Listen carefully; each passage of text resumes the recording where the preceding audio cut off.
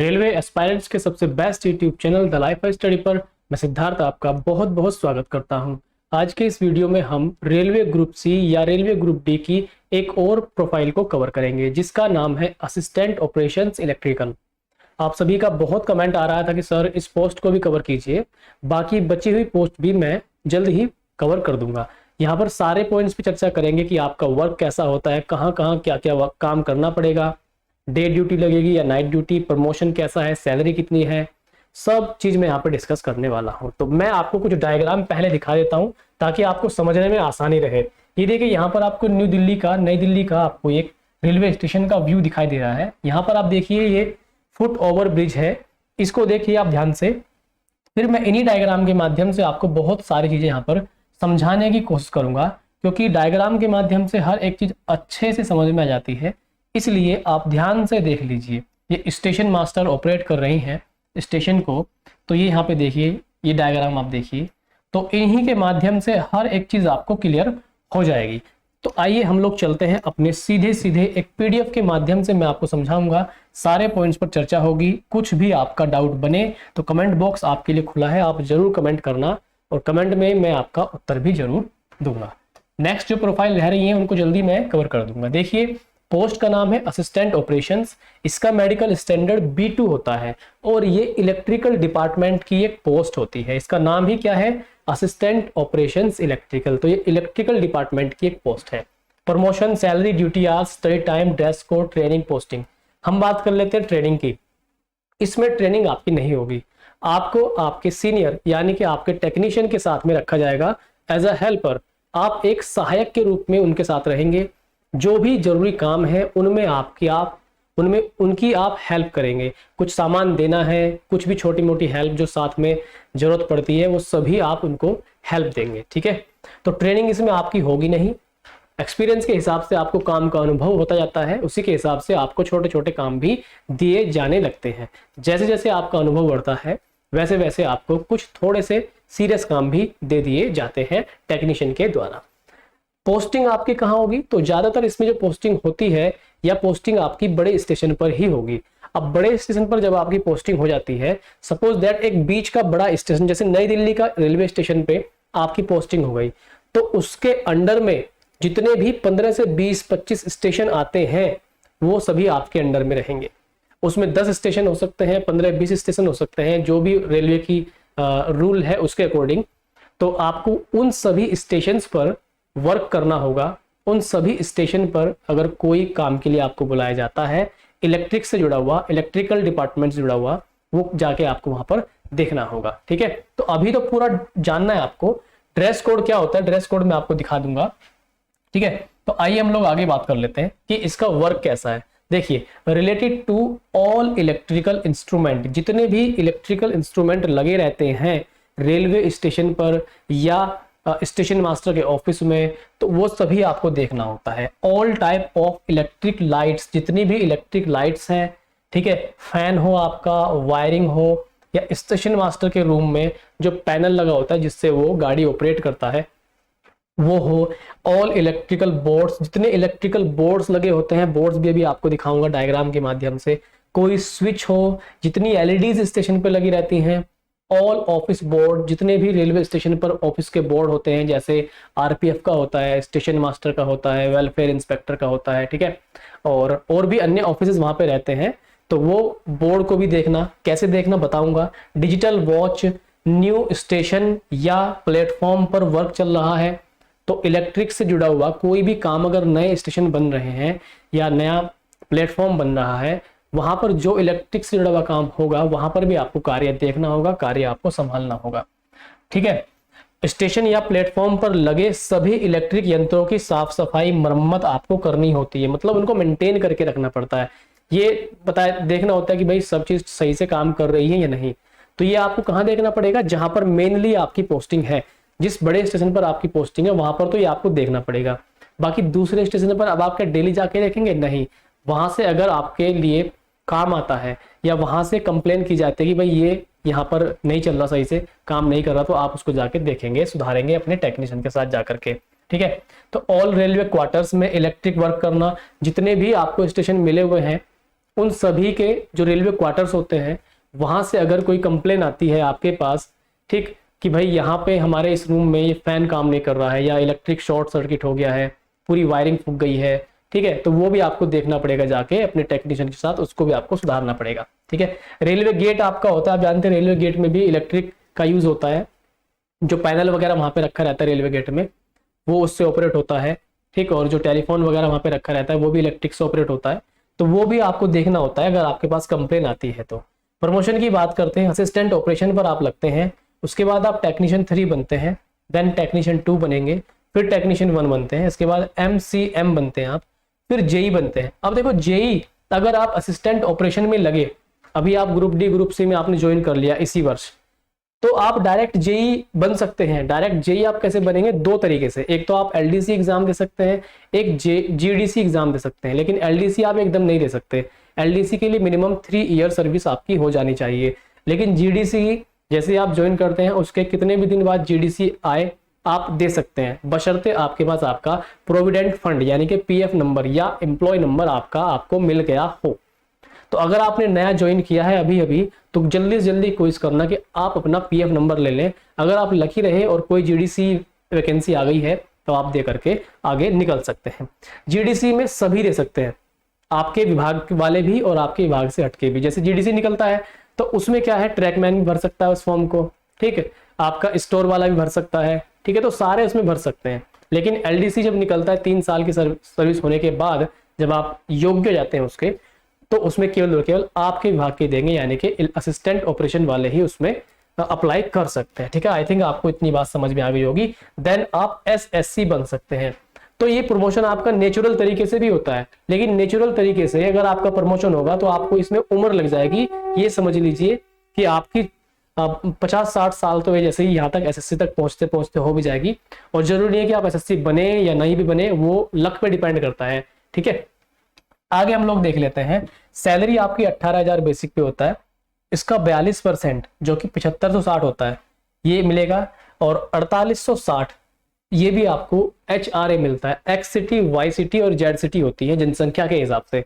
ठीक है, तो आपको इसका 27% बेसिक पे का, 18%, 9%, 3 तरीके से मिलता है। हमने इसमें 27% वाला ले लिया है। और टीए, क्योंकि जो आपको 15 से 20 स्टेशन मिलते हैं, अब कोई भी स्टेशन ऐसा तो होगा नहीं 1 किलोमीटर की दूरी पे हो जाएगा, 10-10, 15-15, 20-20, 25-25 किलोमीटर पर स्टेशन होते हैं। तो ये मान लीजिए 200-250 किलोमीटर तक का आपको देखना रहता है उसमें। ठीक है, क्योंकि 10 से 15 स्टेशन का मतलब क्या है, नॉर्मल एक स्टेशन 10 से 12 किलोमीटर तो होगा ही होगा, ज्यादा से ज्यादा तो इतना तो होता ही है। तो आपको वही 150 से 200 किलोमीटर का एरिया मिल जाता है, उसमें आपका टीए बनता है।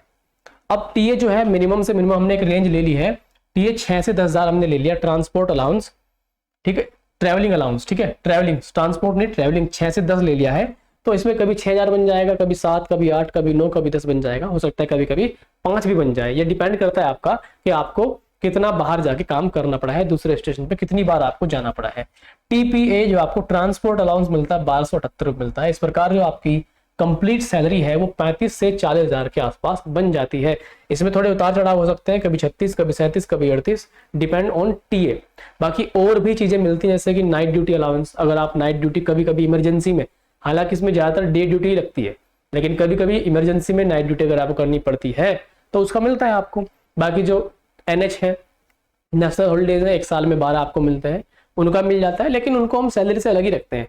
जो एक बेस है कि हर महीने इतना मिलना ही है, वो मुख्य सैलरी में मैं काउंट कर रहा हूँ यहाँ पे। जो ड्रेस अलाउंस है वो भी साल में आपको एक बार 5,000 मिलता है। ठीक है, बोनस वगैरह बहुत सारे आपको मिलते रहते हैं। ठीक, तो वो हमने सैलरी से अलग रख लिए हैं। बाकी जो बेसिक सैलरी जो हर महीने आपको मिलनी है वो मैंने 35 से 40,000 का आपको एक आइडिया दे दिया है। ठीक है, ड्रेस कोड आपका क्या होगा, ड्रेस कोड में मैं आपको बताता हूँ क्या होगा। आपका स्टडी आवर्स 3 से 4 घंटे आपका स्टडी आवर्स मिल जाता है आपको। ड्यूटी के साथ भी आप 3 से 4 घंटे कर सकते हैं, डिपेंड आप पर करता है कि आप किस तरीके से अपने काम को व्यवस्थित कर रहे हैं। ठीक है, अगर ड्यूटी के कभी कभी हो सकता है कि ड्यूटी आपकी ज्यादा टाइम की लग जाए, मतलब आपको ऐसा काम आना पड़ा जो ठीक ही नहीं हो रहा है, उसमें पूरा दिन ही आपको लग गया, वो बहुत ही रेयर कंडीशन होती है, तो उस दिन तो नहीं मिलेगा। बाकी ड्यूटी के बाद आप 3-4 घंटे किसी भी हालत में आप निकाल सकते हैं, क्योंकि इतना फिजिकल वर्क आपको नहीं करना है। ठीक है, बाकी शिफ्ट ज्यादातर डे की होगी, नाइट में कभी कभी इमरजेंसी में लगेगी आपकी। लाइफ स्टाइल आपका बहुत अच्छा रहेगा। ठीक, और जो ड्रेस कोड है आपका, वो जैसे आपने देखिए लोको पायलट की ड्रेस होती है, सेम उसी प्रकार की आपकी ड्रेस होने वाली है। ठीक है, उसमें क्या क्या रहेगा, शर्ट कैसी रहेगी, पैंट कैसी रहेगी, वो अभी मैं आपको बताता हूँ। आप टेंशन बिल्कुल मत लीजिए। पहले मैं और 2-3 पॉइंट यहाँ पर देख लेता हूँ जो हमारे छूट गए हैं। ठीक है, ड्यूटी आवर्स 8 घंटे होंगे आपके। ड्यूटी आवर्स जनरली आपके 8 घंटे ही होते हैं, लेकिन 8 घंटे पूरे काम नहीं करना पड़ेगा। वही है कि 2 से 3 घंटे में ही वो काम हो जाता है। और रेलवे के जितने भी विभाग है, ग्रुप डी के 17 के 17 पोस्ट हैं, कोई भी पोस्ट में आपको 8 घंटे काम नहीं करना, बस आपको टाइम भी तो पूरा करना होता है ना 8 घंटे। ऐसा नहीं है कि आपको भाई 8 घंटे की ड्यूटी है तो आपने 2-3 घंटे में काम खत्म किया और आप अपने रूम पे चले गए। हालांकि कहीं कहीं पे होता भी है कि रूम पे चले गए और आराम से अपना रेस्ट करो जाके, लेकिन 8 घंटे पूरे ही आपको करने होते हैं। ठीक है, उसमें काम तो जो है 2-3-4 घंटे का ही आपका रहता है, कोई भी पूरे दिन आपसे काम नहीं कराएगा। ठीक, स्टे टाइम हो गया, ड्रेस कोड, ट्रेनिंग, पोस्टिंग, ये सब आपका हो चुका है। तो मैं आपको बता देता हूँ यहाँ पर, जस्ट सेकंड आप रुकेगा जरा 1 मिनट, मैं आपको बता देता हूँ यहाँ पे जो आपकी ड्रेस रहने वाली है। ड्रेस के बारे में मैंने यहाँ पे नोट किया था, जस्ट सेकंड। स्काई ब्लू आपकी शर्ट रहेगी और नेवी ब्लू आपकी पैंट रहेगी, बिल्कुल सेम वैसे ही जैसे कि आपका लोको पायलट का रहता है। ठीक, आप मेरी बात को समझ गए होंगे। अब मैं आपको डायग्राम के माध्यम से 2-4 अच्छी अच्छी चीजें बताने की कोशिश करता हूं ताकि आपको एक रियलाइज हो कि हाँ ऐसा ऐसा होने वाला है, ऐसा ऐसा आप करेंगे। ठीक है, डायग्राम के माध्यम से मैं हमेशा आपको दिखा के चलता हूँ। ये देखिए यहाँ पर आपको ये दिखाई दे रही होगी, यहाँ पे लाइट लगी हुई, इसको आप ध्यान से देखिए ये। ठीक है, ये आपको दिखाई दे रहा होगा। तो ये भी बिजली से चलती है, डिजिटल वॉच है, इसमें डिजिटल वॉच में इलेक्ट्रिक सप्लाई नहीं आ रही है, बंद हो गई है किसी प्रकार, तो ये आपको देखना रहेगा, ये आपको ठीक करना रहेगा। ठीक है, आगे देख लेते हैं हम लोग आगे। तो यहाँ पर आप देखिए छोटे छोटे बोर्ड्स लगे हुए हैं, ये देखिए ये बोर्ड लगे हुए हैं, इस पे लिखा हुआ है बुक स्टॉल। तो जब नाइट होती है ना, नाइट में ये चमकते हैं। चमकते कैसे हैं, इनके अंदर लाइट लगी होती है, अगर वो मान लीजिए खराब हो जाए तो रात को चमकेगा नहीं, दिन में तो चमकेगा। तो जितने भी यहाँ पर ये बोर्ड लगे हैं, ठीक, अलग अलग तरह के हैं, रेड कलर के भी हैं। तो इस तरह से इन बोर्ड्स को भी आपको देखना है, या अगर आपके पास कंप्लेन आती है तो जाके इनको रिपेयर आपको करना पड़ेगा। यहाँ पर आप देखिए, ये देखिए प्लेटफॉर्म नंबर, ये डिजिटल एक तरह से डिजिटल प्लेटफॉर्म को बताने के लिए डिजिटल घड़ी कह सकते हैं एक तरह से, या घड़ी नहीं डिजिटल नोटिस कह सकते हैं। ठीक है, ये फिक्स रहते हैं। प्लेटफॉर्म नंबर 8 है तो ये प्लेटफॉर्म नंबर 8 को ही दिखाएगा। ठीक है, तो ये भी आपको देखने होते हैं, इनकी भी आपको मरम्मत या मेंटेनेंस आपको करना पड़ेगा अगर आपको बुलाया जाता है। यहाँ पर आप देखिए पोल लगे हुए हैं, तो ये जो पोल हैं इन पर लाइट लगी हुई है, आप देख सकते हैं इन सभी पोल पर लाइट लगी हुई है। मान लीजिए किसी खंबे में क्या हो रहा है, ये लाइट नहीं चल रही है, तो आपको जो कनेक्शन है नीचे से जा रखे हैं वो देखने होंगे सारे के सारे। या हो सकता है किसी पोल में करंट आ रहा हो, अगर किसी पोल में करंट आ रहा है तो बड़ी दुर्घटना हो सकती है। सूचना मिलने पर आपको उसको सुधारना होगा जाके अपने टेक्नीशियन के साथ में। ठीक है, आइए आगे मैं आपको दिखाता हूँ। बहुत अच्छे से मेरी कोशिश होती है। यहाँ पर आप देखिए नई दिल्ली का आपको रेलवे स्टेशन दिखाई दे रहा है, कितना अच्छा व्यू है। यहाँ पे लाइट्स आपको लगी हुई दिखाई दे रही होंगी, इसमें हर जगह लाइट लगी हुई है। ये जो कलर आ रहा है इसमें लाइट से ही आ रहा है। यहाँ पर मान लीजिए कोई जो बल्ब लगे हुए हैं, एलईडी लाइट्स लगी हुई हैं, अगर उनमें कोई प्रॉब्लम आ जाती है तो ये आपको ठीक करनी पड़ेगी। एकदम इमरजेंसी में नहीं, दिन में ही आपको ज्यादातर ऐसे ठीक करना पड़ेगा। बहुत ज्यादा इमरजेंसी है तो वो डिपेंड करता है। ठीक है, ये देखिए एक फुट ओवर ब्रिज आपको दिखाई दे रहा है पब्लिक के लिए। तो यहाँ पर अगर कोई भी लाइट खराब हो जाती है, आप देखते भी होंगे जनरली कि जो फुट ओवर ब्रिज होते हैं इनमें ज्यादातर लाइट खराब ही पड़ी रहती है। ठीक है, तो ये कौन देखेगा जाके, असिस्टेंट ऑपरेशन इलेक्ट्रिकल वाला ही, यानी कि आप ही अपने टेक्नीशियन के साथ देखेंगे।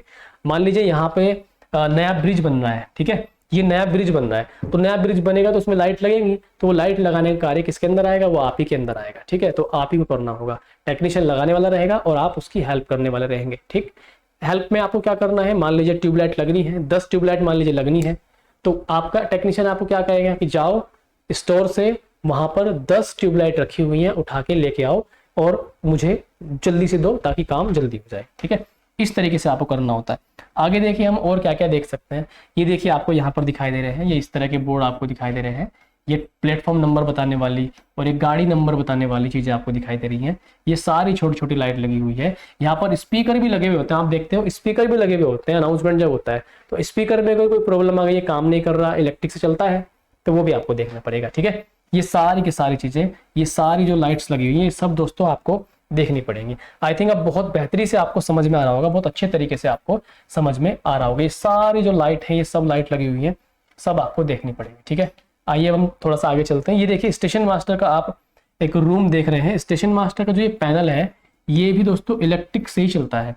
तो ये पैनल भी अगर इलेक्ट्रिक की कोई प्रॉब्लम आ रही है, वर्क नहीं कर रहा, आपको देखना पड़ेगा। बाकी जो यहाँ पर ये देखिए इलेक्ट्रिक बोर्ड्स हैं यहाँ पे, ये सारा का सारा इलेक्ट्रिक चलने वाला सामान है। यहाँ पे जितना भी सामान रखा है जिसमें इलेक्ट्रिक की जरूरत पड़ती है, सब कुछ आपको जाके चेक करना पड़ेगा, देखना पड़ेगा, रिपेयर करना पड़ेगा। ये देखिए यहाँ पर सारी की सारी चीजें, ये देखिए ये रखा हुआ है यहाँ पर, ये पैनल रखा हुआ है, टेलीफोन रखा हुआ है। टेलीफोन वैसे तो टेलीकॉम डिपार्टमेंट में आता है, लेकिन चलता तो बिजली से ही है ना, तो ये भी आपको देखना पड़ेगा और ये सब चीजें आपको देखनी पड़ेंगी। ठीक है, ये देखिए, ये तो खैर कुछ नहीं है, तो नोटिस बोर्ड आई थिंक, तो यहाँ पर ये सब चीजें आपको देखनी पड़ती हैं। ठीक है, तो काम आपका ज्यादा भारी नहीं रहेगा, बहुत फिजिकल वर्क नहीं रहेगा, बस आपको देखना है जाके।